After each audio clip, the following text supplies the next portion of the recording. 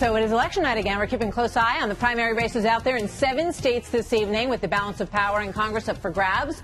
One of them right here in New York, where the bitter congressional race between 2 Republicans has gotten national attention, between President Trump's endorsed candidate Dan Donovan and former Congressman Michael Grimm, who is fighting to take back his seat. Here now exclusively in his only one-on-one interview until the results are called later, New York Republican congressional candidate Michael Grimm. Good to see you. Thanks for being here tonight.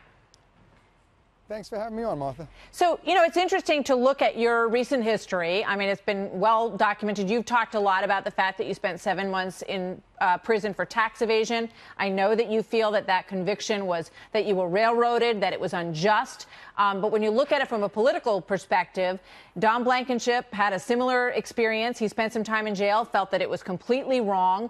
It did not turn out working well for him. Why will you be different? Well, I think that the people of Staten Island and Brooklyn, they got to know me personally. No one does constituent services the way I did, whether it was Superstorm Sandy or rebuilding the marina, bringing money home for our hospitals. People got to know me on a personal level, and I don't think they like the political corruption getting into our justice system. You have to understand, I had 3 delivery boys off the books at a restaurant. In the entire history of the city of New York, everyone else was given a civil fine by the Department of Labor.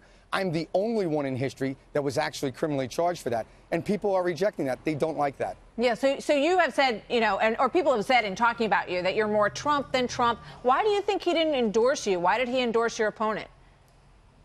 Well, I think that's obvious. I mean, there's a tremendous amount of pressure put on a president by the establishment that, controls the House, leadership, and so on. They don't want the president going against their incumbents. And ultimately, the president needs the team that's in office now to pass his agenda. So it would be very difficult for the president, I think, to go against the sitting incumbents unless there was an extremely good reason. So that, to me, it's really not a surprise at all. What's your take on what's happening at the border? Do you think that it's wrong that those families have been separated? Are you worried about those kids?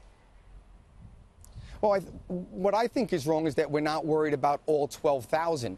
Right now, I really think the left is only playing this up because it looks like it hurts our president. But the fact is, how about the other 10,000 that came by themselves? How about when they were ripped out of their mother's arms in Guatemala or Honduras or wherever they came from, and then stuffed in a trunk, some of them, to cross the desert by, smugglers and coyotes. So I think if we want to care about children, we have to close our borders once and for all so that they never make that journey in the first place, because that journey, which is so dangerous and often ends in rape and being sold through human trafficking and other egregious things, if we really care about them, then we have to close our borders once and for all so they never make that horrific journey.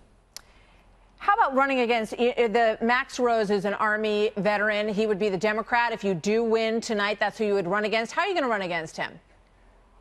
Well, I'm just curious why you would say that. They have a primary tonight, and the last time I checked, we still have well over an hour left before the polls close. So we don't know who the Democrat is going to be. But whoever it is, I'm going to run exactly the way I've always ran. You got to understand, I've won 4 elections for one reason, because I work my tail off. I'm relentless. I go out there, I meet the people, I talk about the issues, I get to know them, and I make sure they get to know me.